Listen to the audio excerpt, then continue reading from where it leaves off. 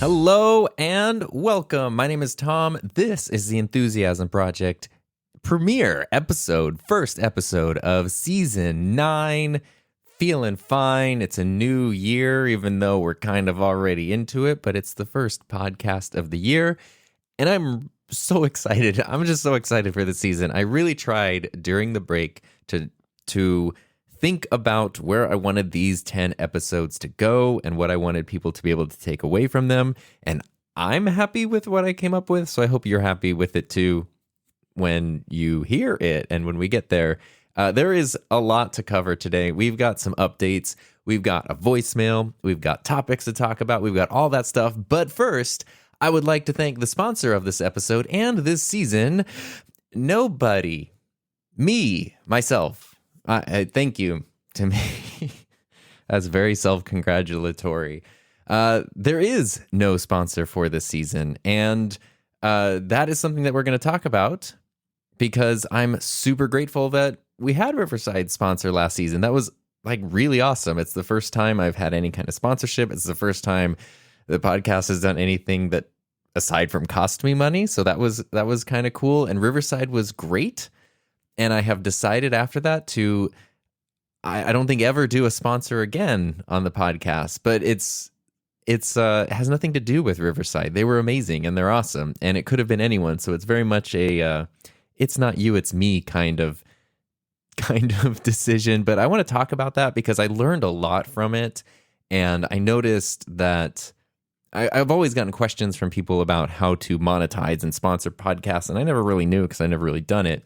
And then throughout last season, as the episodes are sponsored, I started getting a lot more questions from people who were wanting to get their show sponsored. And so I don't have any kind of definitive answers with any topics on this show. But what I can do is kind of, the same thing I always do, which is share my perspective and my experience.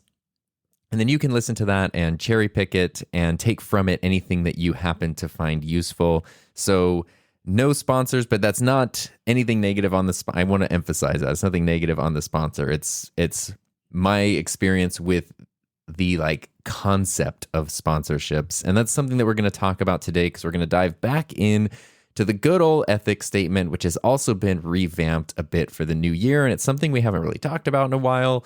And I think that that's going to be a little bit important. So that's what we're ultimately going to get to today. Before that, I do want to talk about the gear for the new year and the new season. I'm geared up right now talking into the Lewitt LCT 240 Pro, which I recently did a video about how underrated this microphone is when I was doing the big microphone shootout and everything, which my whole point in doing the microphone shootout was to almost prove that the Blue Sona was really awesome, which it is. And then I was like, well, actually, maybe I kind of want to prove that the Earthworks ethos is awesome, which it is. And then we went through every microphone. We did podcasts, we did live streams, the whole thing. A lot of you followed along the entire way. And ultimately, it ended up with the Lewitt LCT 240, taking the cake when it came down to the final vote in the live stream we did. I forget the exact numbers, but it was something like the Lewitt got 79 votes. And the other microphone it was up against, I forget what the runner-up was, got 21 votes. So the Lewitt, it wasn't even close, honestly. And that's what I'm talking into right now.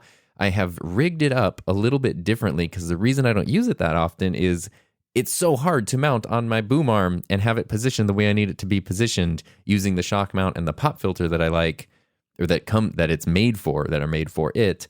So I've rigged up the Elgato low profile arm in a way that I think might work and lets me position the microphone where I need it to be. So I'm going to try that out for a while, see how I like it. And everything is just running into the Rodecaster Pro II. There is no Lewitt preset, but I'm using the NT1 preset.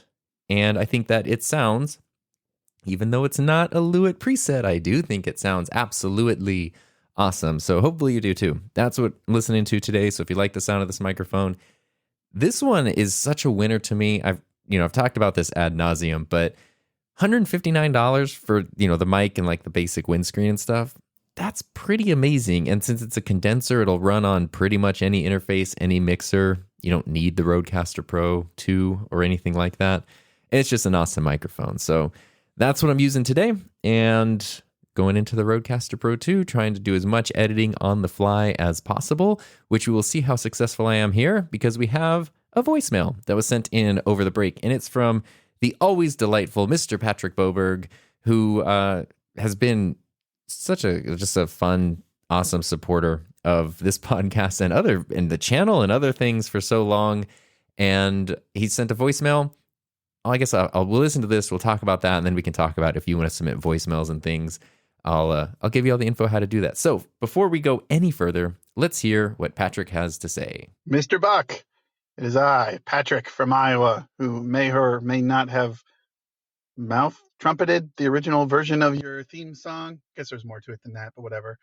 No musical accompaniment today. Just wondering. So I quit Twitter. It was a hard decision about a month and a half ago, and I've been on it since early 2008.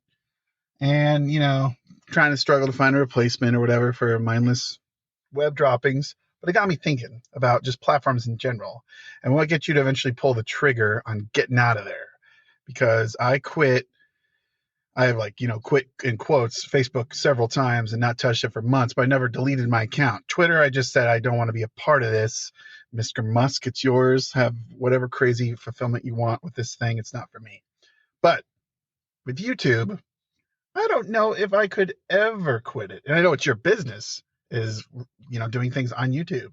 So is there a threshold, or could you see a world in which you would be forced morally by your personal moral code to leave YouTube? So the podcast wants to know.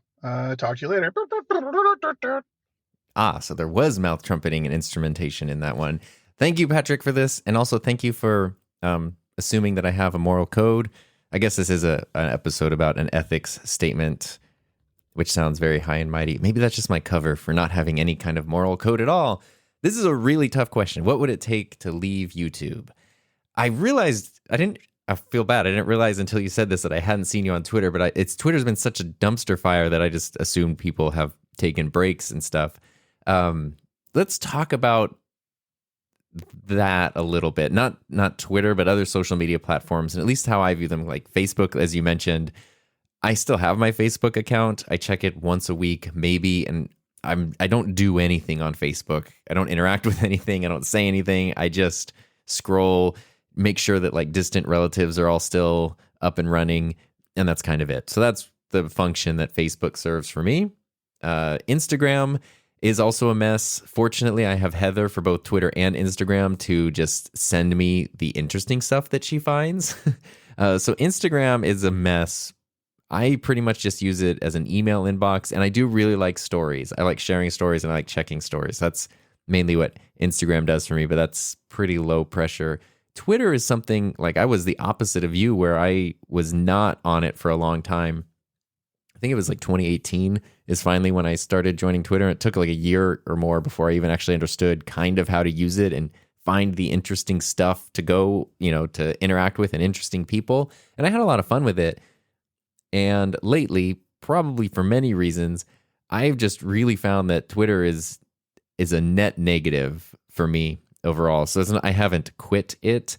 And it's not really for like moral reasons, although, wow, there are a lot of things to object to, I think. It's just something where I have found, if I'm trying to find a specific bit of info, or I want like the rare times I want to hear a bunch of opinions about something, then it's really great. It's a cool resource. But if I just like open it up, want to scroll through and see what's happening, I honestly can't think of a time where overall I've stopped doing that and thought, I'm better off because I did that. I'm usually worse off, and I'm usually in a worse mood, except Gil. I'm going to give Gil some credit, who often like sends in messages and things here, because every time I see a Gil post, it's always positive and interesting and fun. So that's like the saving grace of Twitter. But everything else, like, not only do I feel worse, but I find myself falling into it. Like, the number of times where I find myself almost typing out like a snarky, snarkastic comment to someone, or a reply, or just sort of like poo-pooing on something, which is not what I would normally do, but it just gets brought out. And luckily, like, I recognize that and stop it and don't do it. But I don't have that problem with other platforms, but it just puts me in that mindset. So it's something where it's like, at this point, I rely on Twitter to communicate with people. I like it being I like having a foot in that, whatever it is, mess, in that pile.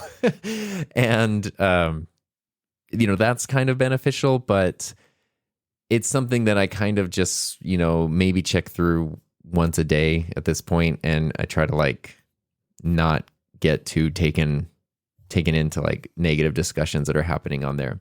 YouTube is very different though, because YouTube, like, I love YouTube, which is why I wanted to start creating videos on the platform, is I'm such a fan of the platform. So that, right, I have such a different feeling about YouTube in general, but YouTube as a platform is also different, both in what it does and just the scope and the scale of it compared to almost like any other platform, really. Like, Twitter is incredibly small compared to something like YouTube. So what would it take to leave YouTube? I've been trying to think about this. And I think with a platform like Twitter, it could potentially come down to one person. Like, you get a person in a key position who does some things that you really, really, really disagree with. And maybe that's a reason to go like, look, I'm not going to associate myself with what this person does. I'm not going to support what they're doing. So I think that kind of makes sense for some platforms, or even maybe like a group of leaders. YouTube, I think, is different, because even though there is a president or a head of YouTube, it really is so much more than one person. More than 2 billion active user accounts on YouTube. That is a massive percentage of the Earth's population. So it's really hard. It would be hard for me to then put that all on one person. There's not one person in one office who's just like controlling all of YouTube. Which is a strength, I think, but also a weakness, because that's sometimes where it feels like one hand doesn't know what the other hand is doing. And that's probably because one hand doesn't know what the other is doing with YouTube.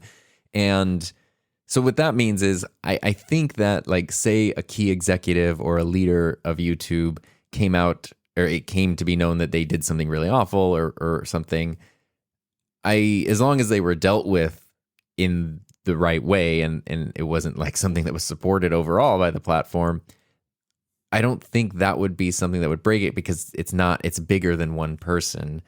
So I think for me, the breaking points would have something maybe to do with like how they handle private data and security. I know Google is a data company, and we know they collect our data, and I said data, and they use it in all kinds of different ways.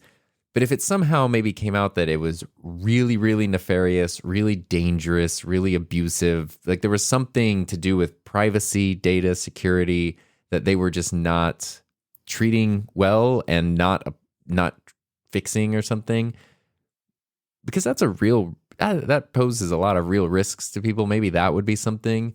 And then the other thing, which I actually don't think would happen, but maybe would be more likely, is if they sort of start treating their users and their creators as just disposable cogs in the wheel, like just fuel for this shredder machine of content creation.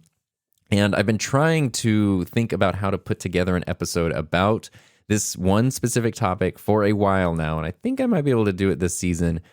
But it has to do with the 10 out of 10 ranking system on YouTube, because I think that is genuinely an actively harmful part of YouTube. And it's been out for a couple of years. It is universally despised. Nobody likes it. Nobody benefits from it. At best, somebody tries to ignore it. But there's no like, it's great, I love the 10 out of 10 thing. Everybody loves getting a 1 out of 10. Don't get much on the world of YouTube is good. It means your video is number 1 out of your last 10 uploads. But that thing that you can't avoid and you can't turn off, not that info wouldn't be helpful to have, but you can get all kinds of info on YouTube. You can go in the analytics and you can drill down data to be so specific. That should just be in there. There's definitely times where you would want to know how your videos are performing against each other, how your audience is responding to it. But to have that unavoidably the first thing you see on desktop, mobile, whatever, every time you log in is not a great thing, and it's not helpful to anybody. It's not helpful to a creator. It's not helpful to the platform. The theory that I've heard, which I'll talk about more maybe when we dive into this more, is that it is something that's intended to spark negative emotions in creators to essentially scare them into creating more, because YouTube runs on content that, as much as I hate that word, but that's literally, it doesn't care what it is. It is just content. That's what it runs on, and it needs more of that to be put into the machine constantly. And I think that it's almost like, I don't know if that much negative thought went into it, or if it was just a thing that somebody thought, I don't know, a team came up with, we'll implement this, and maybe now it's kind of like forgotten about. But it goes totally against everything else you see from YouTube, where it's like, oh, go ahead and take time off. Oh, like create for you, have fun with this. This is this thing that's in total opposition, and it's inescapable from it. And I find that it's actively harmful in a lot of ways. Fortunately, that came out a couple years ago, and since then, especially in the last like 6 or 7 months, I think YouTube's been kicking butt. Like the features that they introduce, I am really impressed and happy with and proud of a lot of what YouTube does, especially in a world where so many platforms are just collapsing and imploding in on themselves. I think YouTube is doing things right in a lot of ways, and it makes me really happy and really like proud to see, in a way, because that's the thing I'm associated with. So that gives me hope that this one negative thing is just a one-time, it was just a weird thing, but it doesn't indicate where the platform is going as a whole. However, if that were untrue and that were the opposite, and a bunch of more of those like harmful things that sort of like use fear as a motivator, or insecurity, stress, to just make any creator just this totally, like, you want to talk about a non-fungible token, make a creator totally fungible, like totally replaceable, use you up until you're gone and throw you aside, bring in the next one, use it up, like it doesn't matter. If the platform shifted into actively doing that just openly, that's something that I definitely couldn't support, which I don't think that it's moving towards. I think with 2 billion users, not all those 2 billions have channels, but I think that everybody's going to have their own experience. Some are positive, some are negative. As a whole, it seems like the platform is trying to do the best that it can to manage that many people and to keep things positive and useful and beneficial in a lot of ways. So fortunately, I don't think they're going in that direction. If they did, something like that would probably be my breaking point, I guess, when it comes to YouTube and potentially leaving YouTube or deciding to. So thanks again so much for that question, Patrick. If you want to do what Patrick did and submit a voicemail, you can go to himynameistom.com, and right there on that homepage, you might have to scroll down a little bit. There's a section that has a link where you can either attach a file, or just right there you can hit record, use the built-in microphone on your phone or your computer or whatever, and submit a message right away. I don't care about your audio quality. If you just want to do it from your AirPods or something, that's cool. If you want to record a super slick thing in a professional studio, that's awesome too. You could also submit stuff to tom@enthusiasmproject.com if you want.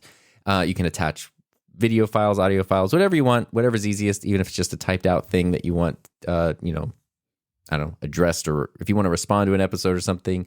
I always do one Q&A episode per season that's pure Q&A, but I like having a little bit of dialogue back and forth in every episode. I think that's pretty fun. And if you want to do that, you're welcome to do that at any time. So let's move on then to the meat of today, talking about this season, the goal for this season, and then the topic of this show. So in January, we passed the 4-year anniversary of doing this podcast, which is crazy. 4 years is a long time. And it's been, it's evolved and it's changed, and it's served different purposes for me in that time. It started out just as free therapy, and then it sort of emerged into different things. And I'm always just shocked that people listen to this. So if you're listening to this, I owe you a huge heartfelt thank you for supporting it, even if this is the only episode you've ever listened to and only ever do listen to. Thank you. But it's kind of nuts that it's gotten to the point where I think that the show does pretty well for a podcast that gets zero promotion because they put links in descriptions here and there. But I don't actively promote this show at all. It's something that's kind of there, and then people who are interested can find it if they want. But it's very much a, not super promoted thing. So to get to a point where there are people listening and to get to a point where it could be sponsored if I wanted, that's amazing. And I really appreciate that. And I'm really grateful for that. And what that's meant for me, starting it was very personal. It was very much like, I just have so much on my mind that I want to get out in an uninterrupted long form format. Podcasting was perfect for that. But as time went on, I kind of got that out of my system. People sort of joined in. And then it started to shift towards, okay, now that I know people are listening, can I provide something useful, something interesting to people? And over the years, there's a lot of episodes that I really love and I'm super proud of. But some of the ones that I am most proud of or happy with are the ones that have like really tangible takeaways. So, sometimes we talk about revenue sources or even just like how Heather and I set up our stuff as a business to operate that way, documented the whole thing of leaving my job to go from part-time to full-time in the world of YouTube, that kind of stuff where, not that I want to talk about like money and revenue on every episode because I don't, but something where somebody might have questions about this kind of thing and they can get an answer. And when they're done listening to the episode, they have an idea of how to approach something or just a literally actionable piece of knowledge. Maybe there's even like a resource, I could point them towards or share with them or something that's a clear takeaway from every episode. And so that's kind of my goal this season. It's my goal every season. I want every episode to not feel like a waste of time. But in addition to just being something that's hopefully enjoyable, like if you want to spend time listening to me and we spend time together during these episodes, I appreciate that. But I would love it if they could even go a little bit further and for at least a decent chunk of people who listen, every episode be genuinely beneficial in some way. Now, the idea that I had was, as I've been still working through my private pilot's license, which is going great. And the thing I've done most recently is starting to do some of the traffic pattern stuff, but also stalls, steep turns, some of those maneuvers, which are so less scary. Not scary at all, honestly. When they're not super close to the ground, I guess. But anyway, that's been going great and it's fun. And I'm really lucky that the local flight school that I went to at the close airport happens to be just an insanely top-rated school with amazing instructors, and it's been such a good experience.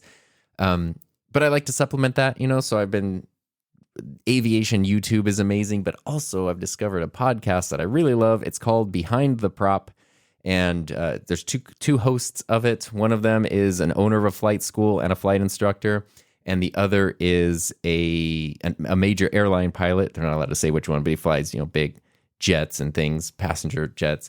And he's also a designated pilot examiner. So when you're finished with all the work for your license, it's almost like driving a car before you can actually get it. You have to go on a ride, a check ride with somebody where they evaluate you and how you perform all the maneuvers, all your knowledge, all that stuff. And then if you pass, then you get your official license. So he's one of the examiners there. Basically, I think they're good sources of information. And the show is really well done. And I would never listen to an outside source over my own instructors because, they sit down with me specifically and we talk about exactly what I'm doing in the planes that I'm flying, that we're flying in, at the airport we're at, in the community where it's all so specific. But I found that the info from the podcast meshes really well. If they touch on a topic, I can speak, I swear. And then we talk about that later in one of my lessons. The info meshes really well. So it's been an awesome supplement to at least familiarize myself with stuff or brush up on things. And I love how they structure their episodes because it's incredibly useful. They've been doing it for over 100 episodes at this point. And you can go back and every episode just titled. So there might be an episode titled Stalls or Radio Communication, Electrical Systems, How to Talk to Air Traffic Control. It's all aviation stuff. Some of it is more focused on general, some of it's more commercial, like some of it's beginner, some of it's advanced, but it's all aviation. And each episode is one just specific thing about it. And they focus on it really well, share insights, share experience, share best practices, all that stuff. And every time I walk away having learned something or understanding something a little bit better. And I love that. And I've been thinking, like, why can't I do that with my podcast? Why can't I work to make each episode? It doesn't have to be a large encompassing idea. Like being a creator is a huge thing that we talk about for a year, but focusing on one small part of it could be a beneficial thing.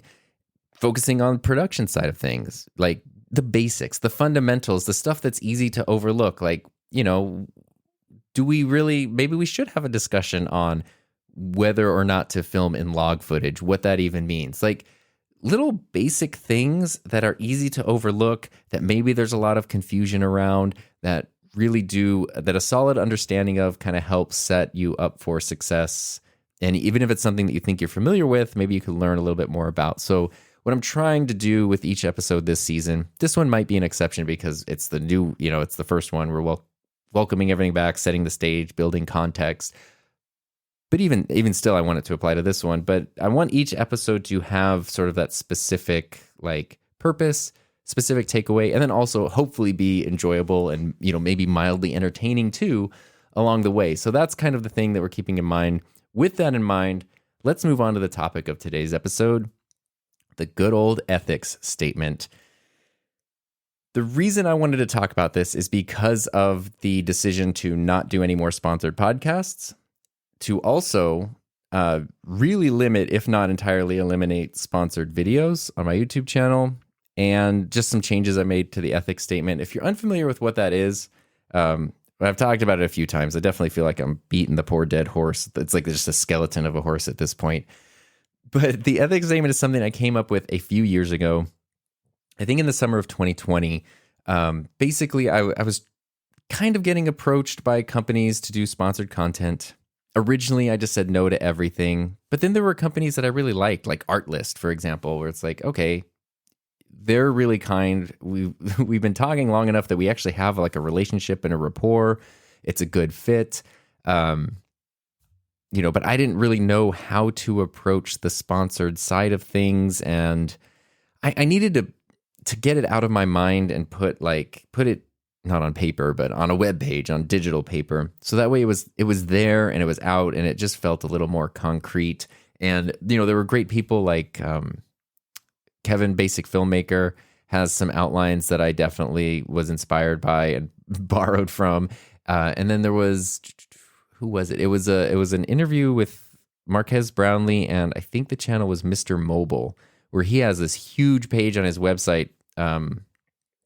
He has a channel with millions of subscribers, but he has a whole page that details like how he handles, because his channel is so big, travel accommodations. If a company wants to put him up in a hotel or buy food, like he covers every part of it in super detail. And I loved that transparency. And so I wanted to do something similar in a way that worked for me. And so I put together this ethics statement, which has been great. When I first put it together, it's pretty extreme in a lot of ways, and I was definitely advised to take it down. Like I had a lot of friends and even just sort of like semi-distant acquaintances, like, you're hurting yourself, you're shooting yourself in the foot, take that down, no one's going to want to work with you. And I was kind of like, that's sort of the point. Like I've described it in the past as it's a field of broken glass, and if somebody wants to crawl through that and then still do something together, maybe they're the person or the company, the brand to do something with. But now, though, I could only hope that was going to be the case then. Now that we're coming on 2.5 years of having this, and it's guided every bit of sponsored content, brand deal, free product that's been sent for several years now, hundreds of videos, podcasts, everything, I feel like I can speak to the ethics statement in a little bit of a different way. And I've also modified it and changed it a little bit. And so that's what I wanted to go through and kind of share, especially as it comes with sponsored content, which we're going to talk about at the beginning. So if you want to follow along, I put a link in the show notes, but it's also just HiMyNameIsTom.com, and then you can click on ethics or /ethics right there. And if you like this and you want to steal it. You can steal my ethics statement. It's very ethical to steal this and modify it as your own. The only thing I would say is don't just blindly copy and paste it, because it's pretty personalized to me. So make sure that it's in line with your, the things that you care about and how you want to approach things. So you might want to change things, shift things around. I've seen tons of people with versions of it on their websites and stuff, and it's awesome. It makes me really happy that it's been helpful, but it also makes me really happy because I know that it's a really solid resource to keep you on track, to protect the relationship you have with your audience, and to stop yourself from being taken advantage of. Not that, well, actually, there are really scuzzy brands who will try to take advantage of creators. This filters them out extremely well. So, like, I hear horror stories all the time of creators working with these companies, and it's like, I've never had any of those problems because it just filters out all of the companies who would be those problems. There are definitely companies who I've sent this to and never heard from them again. A lot of small, little ones, but also some big ones. Sony is an example. Sony finally reached out. They were super nice. They wanted to do something. I'm not even 100% sure what it was. And I was like, yeah, just to make sure we're all on the same page before we get started, here's a link to my ethics statement. This is how I approach all partnerships. Let me know what you think. Totally understand if it's not a good fit. That was about 8 months ago, and I've never heard from them since. So it doesn't work for everyone. It will cost you partnerships, relationships, sponsorships, opportunities. If your goal is just to have as many of those as possible, this is a terrible strategy. But at the same time, every brand that I have worked with has been great to work with. And I don't have any of those horror stories, and everything's been, easy and drama-free. And on my end too, the ethics statement does put you as the creator in the driver's seat. So it puts you kind of in, I don't want to say a position of power because they could just say no and walk away. But it does give you control over what you're making. The opposite to that, or the converse to that, is that you do a good job, right? That you are a responsible person who's working with integrity, and you're treating the brand respectfully. Some people I've seen get very defensive with brands, and it comes across as just being extremely rude and entitled. And that's not what you want to do. Like, I think the reason the ethics statement can work for me is because it is also followed up with like professionalism and kindness and appreciation and gratitude and relationship building. And that's a really, really important thing. So if you want to follow along with this, if you want to borrow it, it's on the website, himynameistom.com/ethics, or you can just click on the link in the show notes. And all the way I have it is it's just a page on my website. It's a little bit long. I started it with just bullet points, but before that I do like a preamble just to sort of contextualize, because I'm huge on context. And that's the ethics statement. So I'll just read it to you, and we'll go through and I'll point out things that are important, because I have modified stuff. Especially, I've modified a few things at the start of the new year, but also just in the several years that I've had it, things have changed. So it starts out by saying, my channel isn't the largest on the YouTube platform by any means, but I truly value the relationship I've built with a global community over the past 5 years and hundreds of videos. And that's true, but the reason I wanted to put that there is it lets me link to the channel, so if somebody stumbles across it, they can find the channel. I want them to know that I don't think, especially, I think at the time I made this, the channel had, 20,000 subscribers. I didn't want to think like, oh, you got 5-digit subscriber number and you think that you're just like king of the world right now. So I wanted to make sure, I know it's not the largest. It'll never be the largest or anything close to it. I get that. But it has been something I put a lot of work into, and it is something people appreciate, and that is an important thing to me. So that's why I put that right as the start. Something I added recently is this next little paragraph that says, sponsored content is extremely rare on my channel. If I choose to work with the brand, it will always be because I actually use the product or service myself and genuinely trust the brand to provide excellent customer service and support. More importantly, I will always make it abundantly clear that such content is sponsored. If I don't explicitly say a video is sponsored, then it's not sponsored. Simple as that.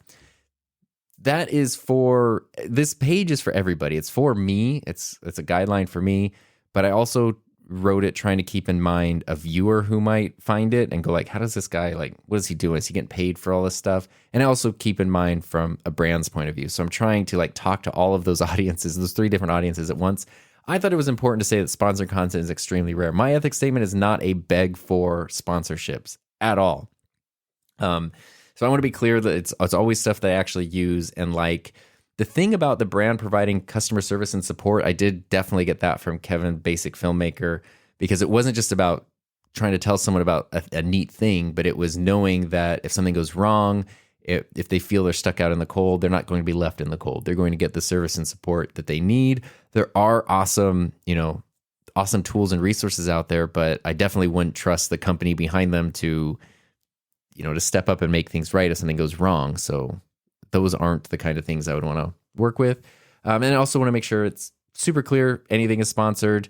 I used to spend so much time disclaiming whether or not something was sponsored, and I've just adopted, thanks to Doc Rock, I've adopted the philosophy. If I don't say it's sponsored, it's not sponsored. Some people are going to accuse things of being sponsored, and that's their problem, I guess. The next paragraph, in bold, this is also something I added recently. In general, I prefer not, underlined, not to create sponsored work. If I do partner with a brand, you can bet they've seen this page and that I've been able to build a relationship with them over an extended period of time based on mutual trust and understanding. So right there, I'm not begging for sponsorships. Beyond that, I think it's important to question the purpose behind a sponsorship. For me personally, a sponsor should support and enable what I do. Ideally, it's a win-win-win situation, which always makes me think of that episode from The Office. It's a win-win-win situation for the viewer, the brand, and myself. My channel has never been and never will be an extension of any brand's marketing department. This is also a new paragraph. And I thought it was important to think of what is a sponsorship, right? Like, what does that mean? Obviously, it's not an altruistic thing on a brand's part, and it's not supposed to be. The brand is getting something out of it. They're getting advertising, promotion.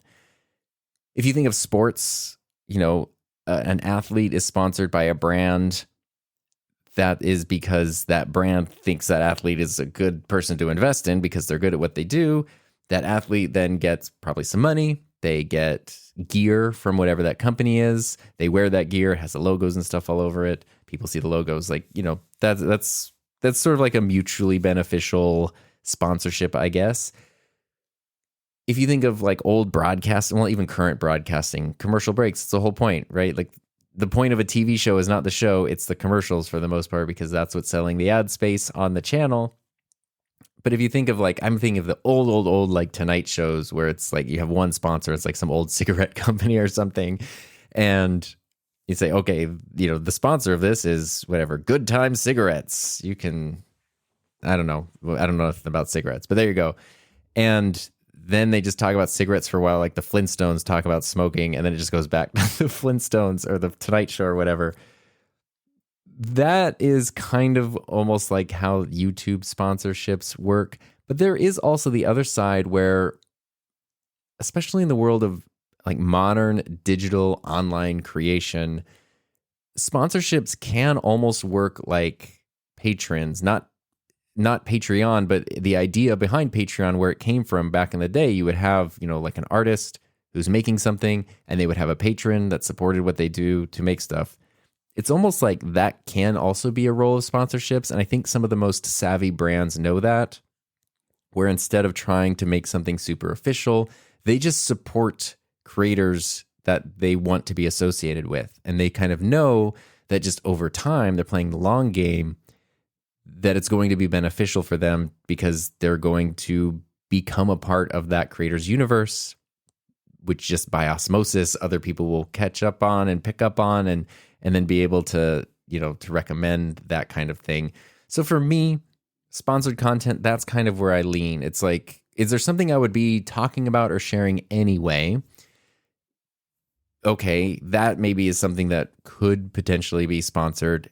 And every company I've worked with, every sponsor thing I've done has always been after establishing a pretty long relationship with a couple, at least one person, if not a couple in that company. So it's not just they approach me out of the blue. Yeah, we'll do this thing. But it's we get to know each other. We talk for a while. And then, later on, months later, they're hey, we have this idea for a thing. That's usually where it's all kind of come from for me personally. So, but I prefer not to do sponsored work because it's, I guess here's why. This isn't in the ethics statement, but this is why, I don't want any more podcast sponsors or anything. there's a financial need, right? Like YouTube ad revenue is all over the place. You can do stuff like create courses and offer freelance work, whatever. You can do all these things to drive revenue. But a sponsorship is a pretty solid thing. You do this, you get this amount of money. That's pretty much how it works. And even there's a couple things. So one thing that I've done several times, which has confused companies, is they will say like, "Hey, we want to do this thing. It's sponsored. Are you interested?" And it might be a company I'm interested in working with. Like, for example, I'm trying to think of the one that I did recently. I think it was Motion VFX, who I love. They're great. I've not done a sponsored thing with Motion VFX, but they've offered several times. And they basically like pitched a rate that was way below my rate. It was like less than half of what I proposed. And so I said, no, it's okay. Which is not like a hard, it's not no hard feelings. Like, yeah, this is my price. You don't meet that price. Okay, fine. That's completely okay. And then it was funny because I have a relationship with the person. I was telling them like, it was afterwards, they were asking something. They were like, "Oh, did you see we released something?" And I was like, "Yeah, that's awesome. I'm really excited to use it. I'm working on a video all about like motion tracking." And they were like, "That was the video. You didn't want that to be a sponsored video? Like that was the sponsored video?" And I was like, "No, but you guys didn't want to do my rate, so I didn't want to do it." And they were so confused about like, okay, you gave us a rate.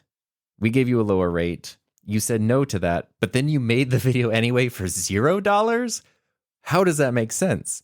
And to me, that makes perfect sense because anytime you do something sponsored, you're almost putting yourself at risk a little bit. It's different in different niches, different genres and stuff, but in my niche, like the camera, photo, audio, video world, I feel like it is potentially hurting your reputation or integrity to do too many sponsorships.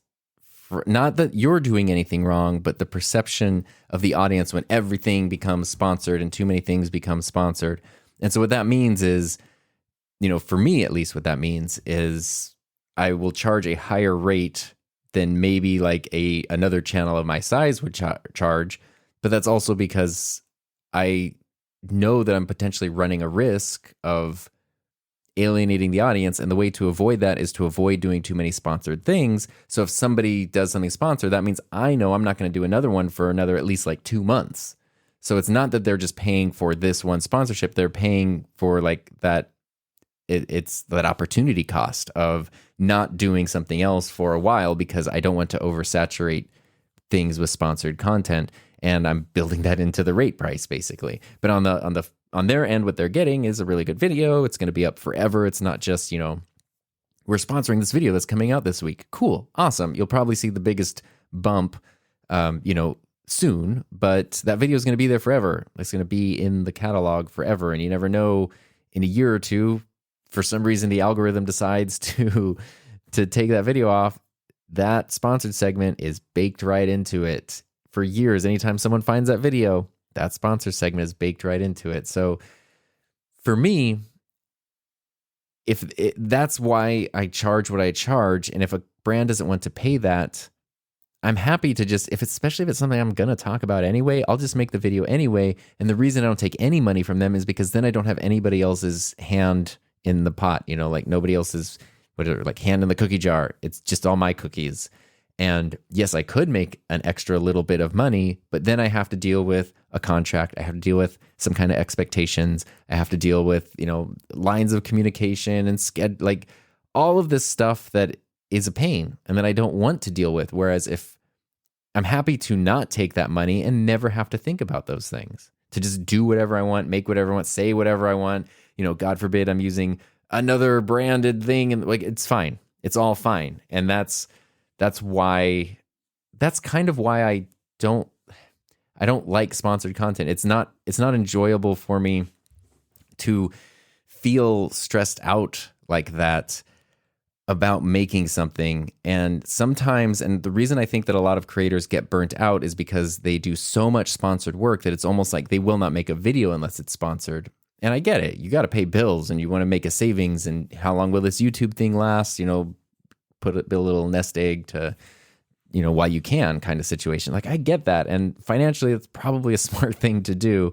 But creatively and to make it something that you want to keep doing for a long time, I think that leads to burnout because you're just doing client work at that point. Your channel has just become an outlet for client and for marketing. And that's why I said right here in this part of the ethics statement, my channel has never been and never will be an extension of any brand's marketing department. I know that sponsored content is marketing for the brand, but that's why I want it to be on my terms. I don't want it to be like part of a launch strategy. I don't want it to be we need you, Tom, on your channel to make this video so you do this many conversions of customer. No, like just gag me with a spork. Like I have no interest in doing that at all.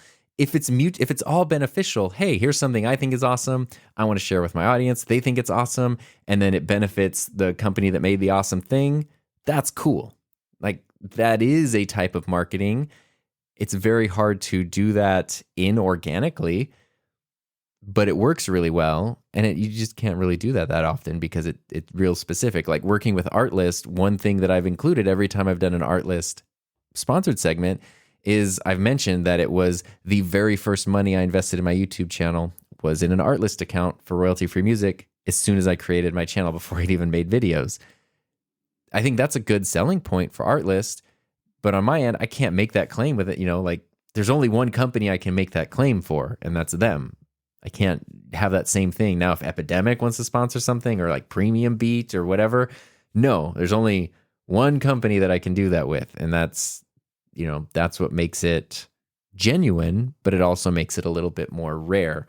And a thing that was really illuminating, sometimes it really is the struggles that help the most, was late last year, I made a sponsored video, because these freaking flying lessons, it's really expensive. There have been a couple times where I'm like, well, maybe I could do a sponsored video and that will really pay for some lessons there.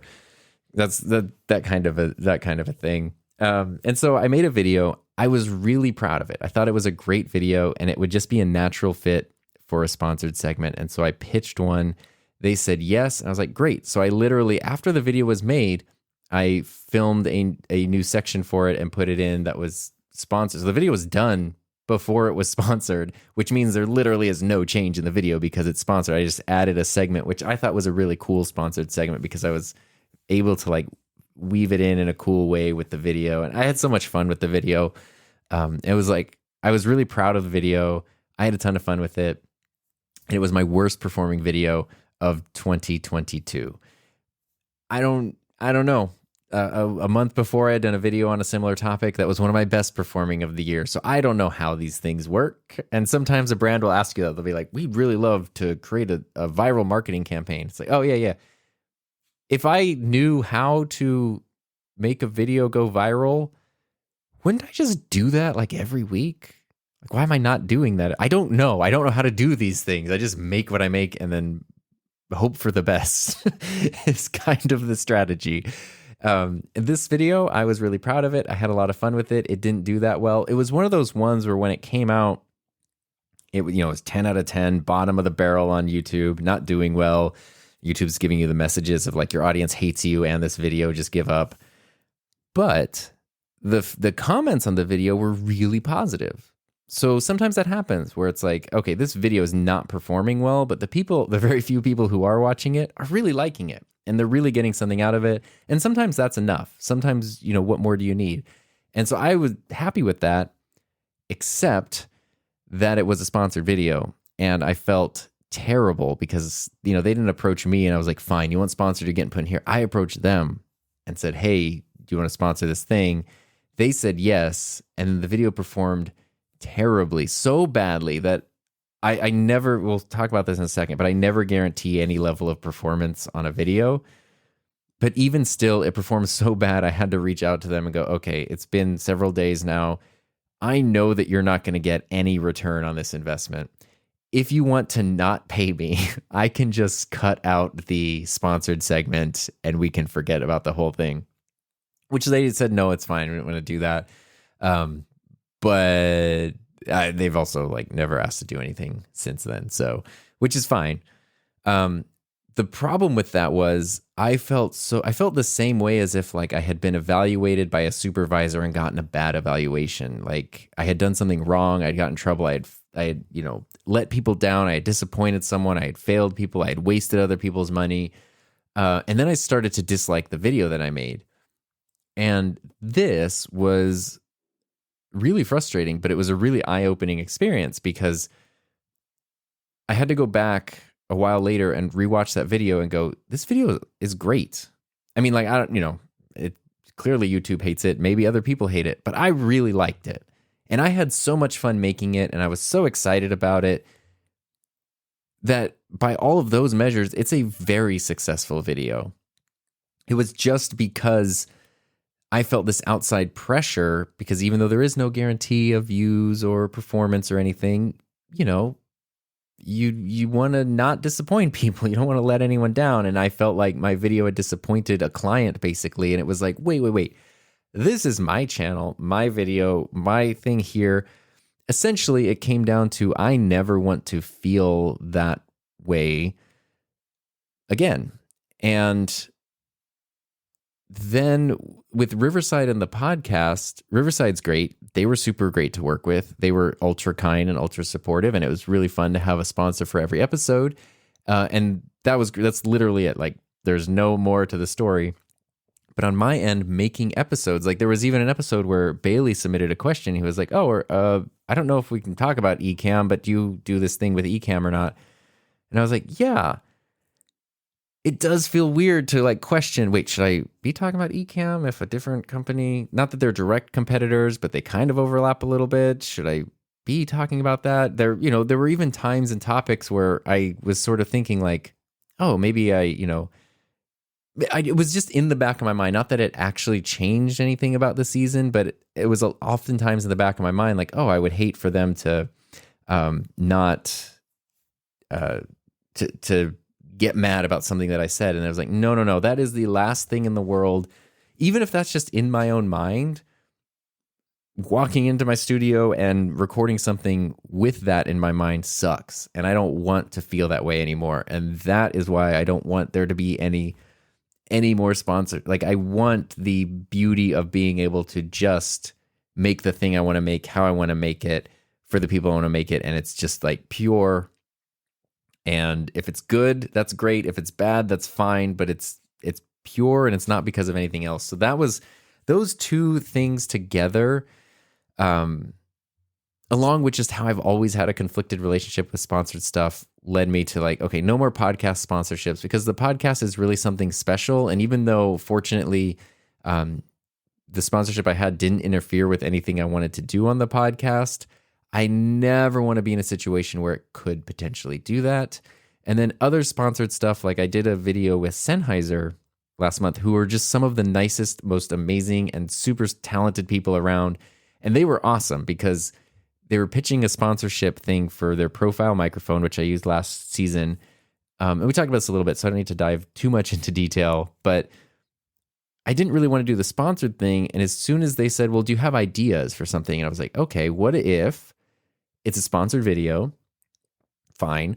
But what if then we give microphones away and we like make all these big donations of microphones and audio gear to schools and educational programs and individuals? And Sennheiser was 100% on board with that. And so when I made that video, I didn't have any of the icky sponsored feeling. We were all on the same page about, we have no idea how this is going to perform. So that's fine. But because there was such a kind of a neat purpose for it, like the sponsorship wasn't just, paying my bills or flight lessons or something, but it was actually like benefiting other people. It was a really exciting and fun thing to say, like, this video is sponsored and check this out. This is what that means. So that was a really cool thing, but not every company is going to be willing to do something like that. So I don't want to say that I don't want to do any sponsored stuff on the YouTube channel, because you never know. It's too unpredictable and opportunities are too just varied to make that kind of a blanket statement, but it does mean I want to be super, super limited with any kind of sponsorship. So that was a huge tangent in the middle here, but I think it's important context there. So the next part of this little paragraph says, it talks less about sponsorships and more about when something isn't sponsored, but it's sent to me. So the ethics statement says, most of the equipment and products I use and review are purchased by me, but sometimes I will rent or borrow equipment. Occasionally, companies will send a product to me free of charge, and I will always clearly state in the video and description that it was provided to me at no cost. That's something you should just do as a creator. Usually the reason I accept these offers is simply due to practicality. Oh, that's a typo. I should fix that. The typos just prove that it's authentic, right? It's not Chat GPT or whatever.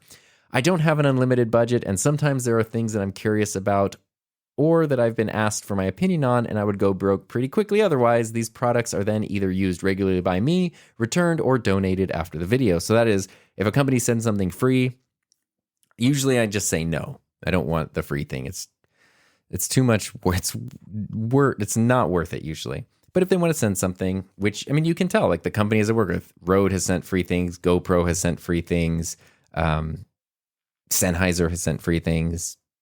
You know, like it happens, YOLO Box, like it happens from time to time. That always happens after a discussion, and there are no expectations on my part to do anything with that free stuff. But the reason I've had the thought of like, I'm not going to accept anything free, and that way it's never an issue because everything I talk about is just a thing that I bought. And I could kind of make that work because that's how the channel started. The thing that got weird, which maybe you know this if you create something, is when you get an audience, it's weird. Like people actually appreciate what you do. What? And the thing that I've learned is sometimes something will come out and people will say, you know, are you going to make a video on that thing? And I'm like, no, I don't need that microphone. I don't need that thing. But it's not so much that I need it or don't need it. It's people get to a point where for some reason they want your opinion about that thing. They want your point of view on it. And I get that because there are definitely creators where if I want to know more about something and I search it up and I see a handful of people I recognize, they're the ones that I lean towards first because I want their perspective on it, even though everybody's talking about the exact same thing.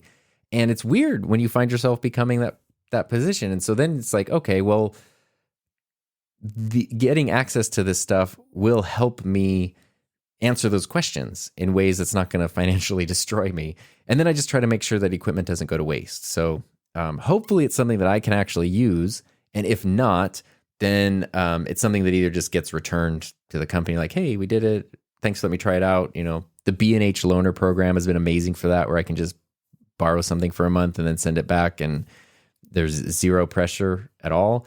Or I'll give something away or donate it to somebody, you know, who will use it. Whatever it is, the thing gets used. It's not just sitting around never being used. That's kind of the goal there. The last part of this intro paragraph says, offering free products never guarantees a positive review or even a review or video at all. Just like with sponsorships, I'm extremely selective about accepting anything for free and will only do so after discussing this ethics statement with the brand. So that is, you know, the preamble to the ethics statement, which then continues on down below in bullet points. So let's just move right into that. So this section is probably like the meat and potatoes of the ethics statement. It starts off by saying, all that being said, everything we just went over, there are a few additional non-negotiable points I'd like to share for the sake of clarity. I've made all of this info publicly available to viewers and brands alike so that we're all on the same page.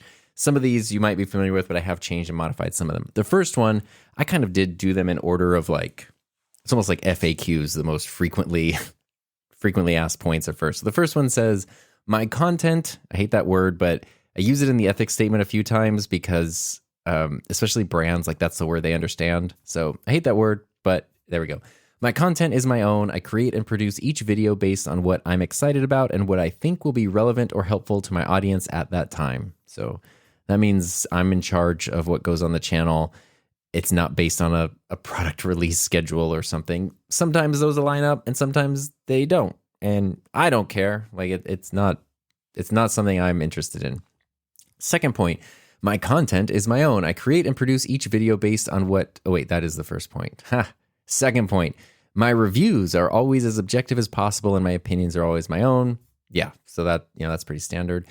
I do not submit previews of videos to anyone for approval or revisions, no exceptions. Lots of times brands will ask for this. It's not an unreasonable thing on a brand's part, but if you have an established relationship with them, and at this point I can point to a YouTube channel that has hundreds of videos on it and be like, see how none of these videos have crazy profanity or violence or anything wildly offensive in them other than terrible jokes.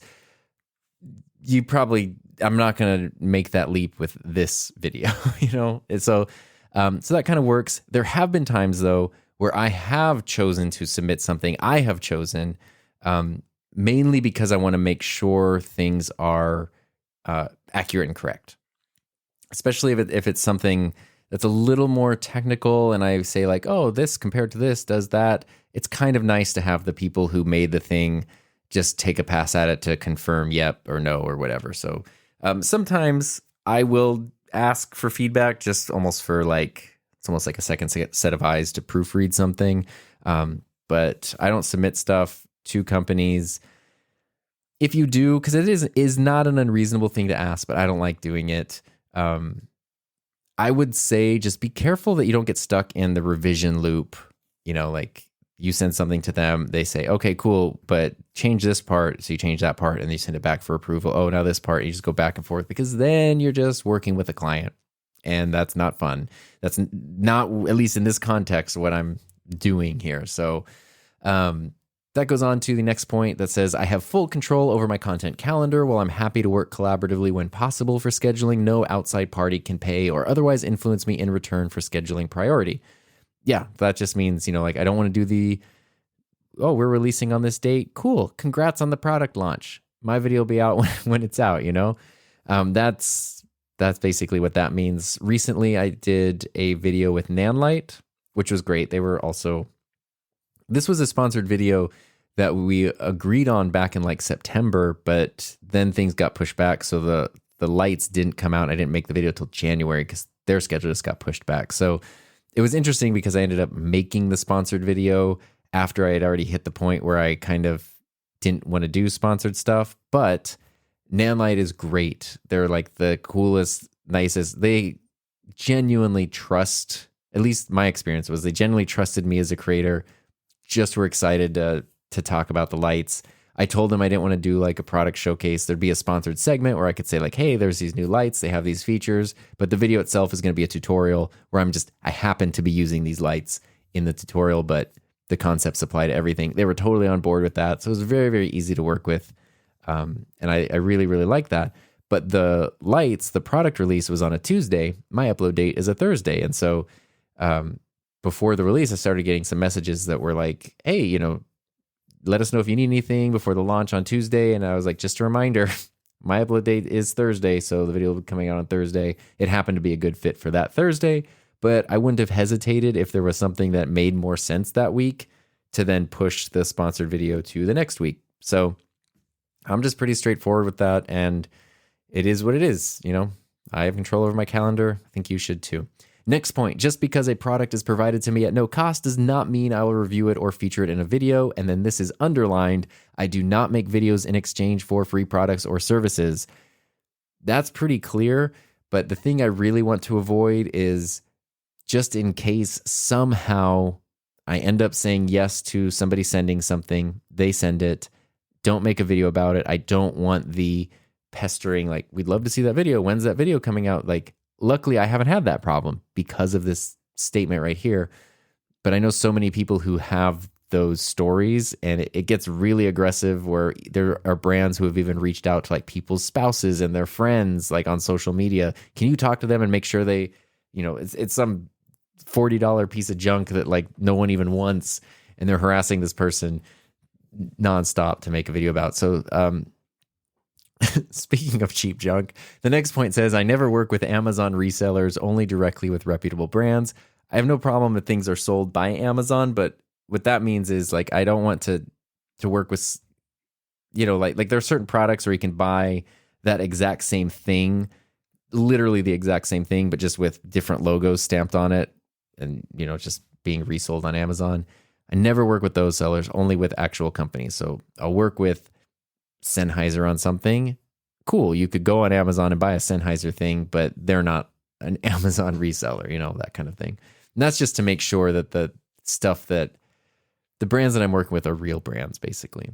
Next point, I typically avoid pre-production versions of products and software and prefer to use what will actually be delivered to other customers.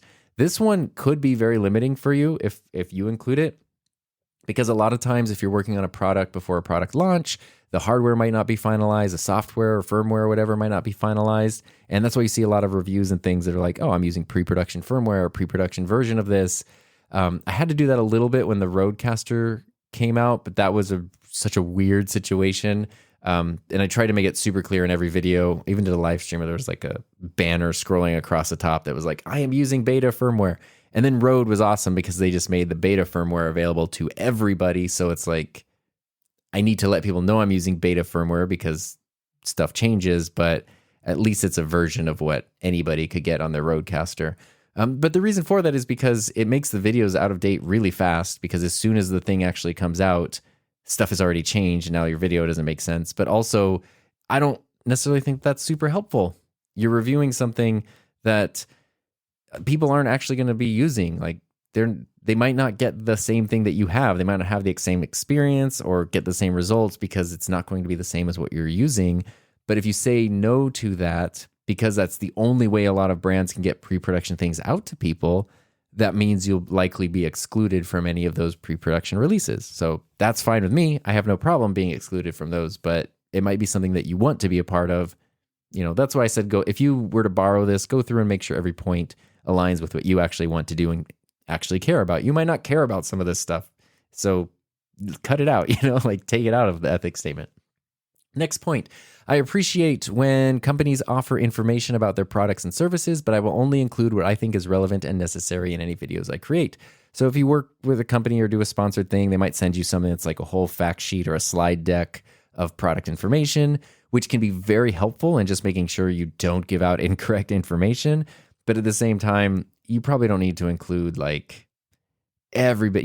When a company releases a product, they want you to know that like the fact it's affected by gravity is an amazing new feature. Like, okay, it exists in the physical universe, put that in there. Maybe you don't need to include everything. And maybe what you're interested in, what your audience is interested in, and that's the stuff that you can focus on including, and you can gloss over the stuff that nobody else in your audience cares about. Somebody else it might be more relevant for.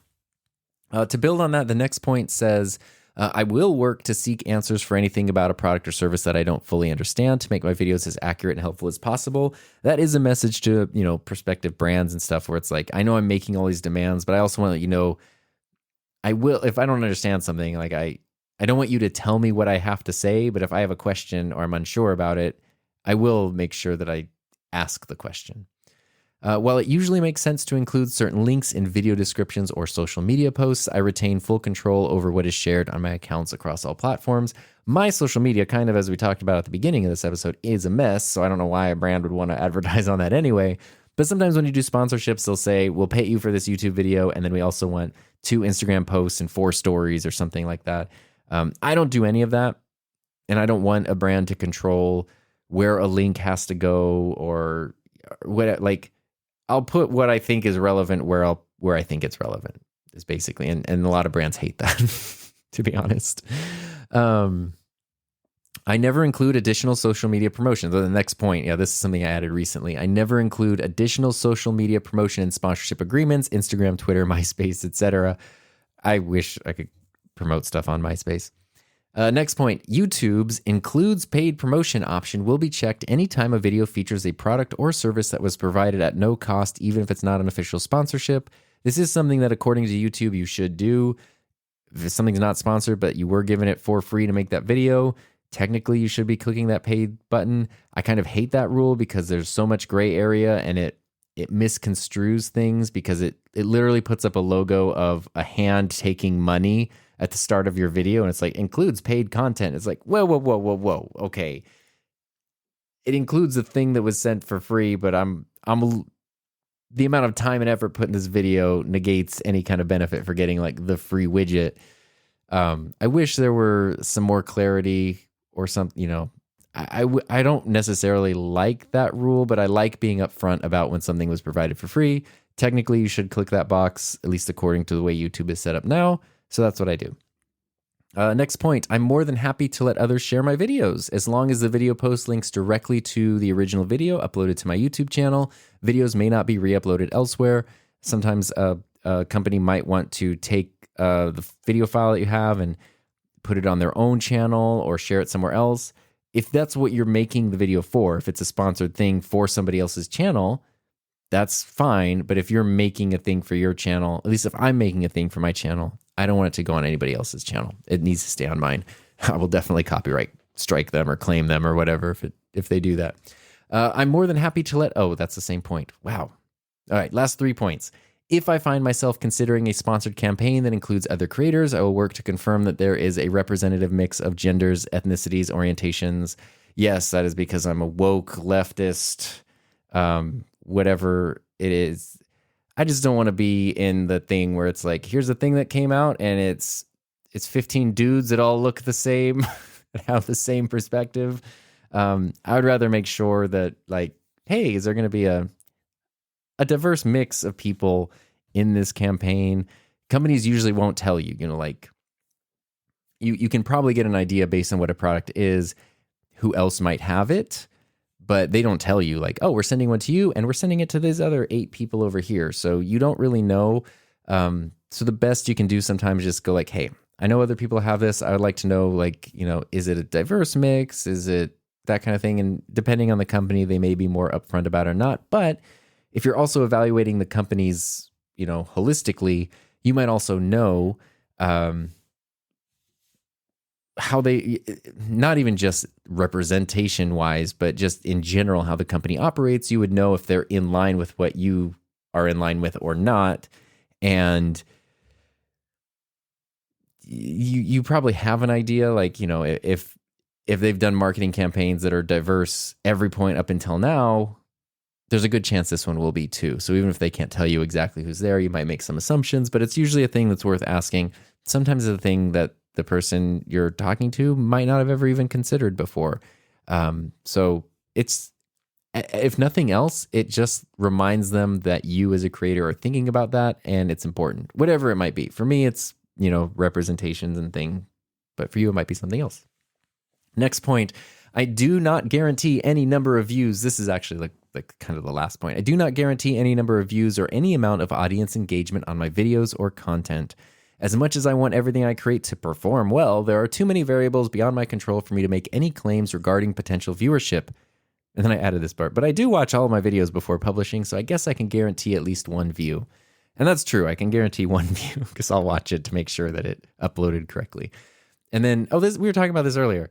I forgot I added this recently. The last point just says, side note, I do find it funny when brands ask for a video to go viral. If I knew how to do that, why wouldn't I make every video a viral sensation?